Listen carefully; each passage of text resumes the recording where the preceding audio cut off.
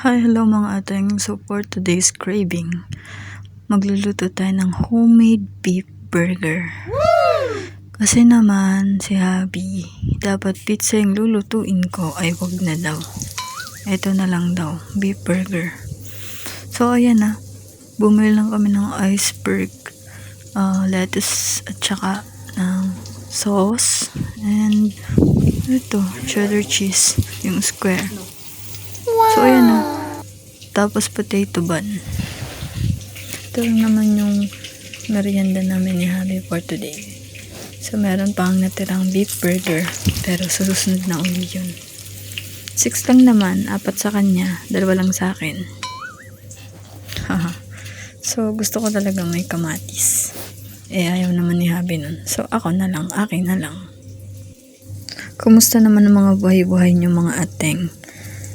Medyo hindi ako araw-araw nakakapag-update ng aking homemade at bihira akong magluluto ngayon.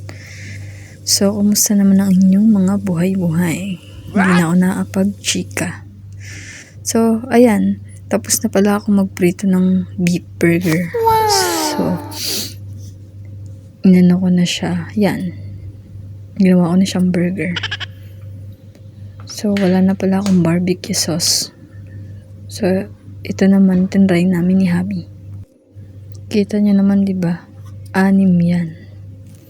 So, ayun na nga. Nang matapos na ay, kumain na rin kami ni Habi. Tapos may natira pala kaming Sprite kagabi. So, yun na rin. Ininom namin. By syempre. Para busog-lusog. So, ayun lang naman mga ating. Shinare ko lang to sa inyong homemade beef burger ko. Ba't ka pa order, diba? Ba't ka pa bibili kung pwede ka namang gumawa? Perfect! Diba? Correct? So yun na, kain na tayo. Sana'y nabusog ko kayo sa tingin. Yan lang, mga ating. Babush ka sa susunod uling chikahan. Bye!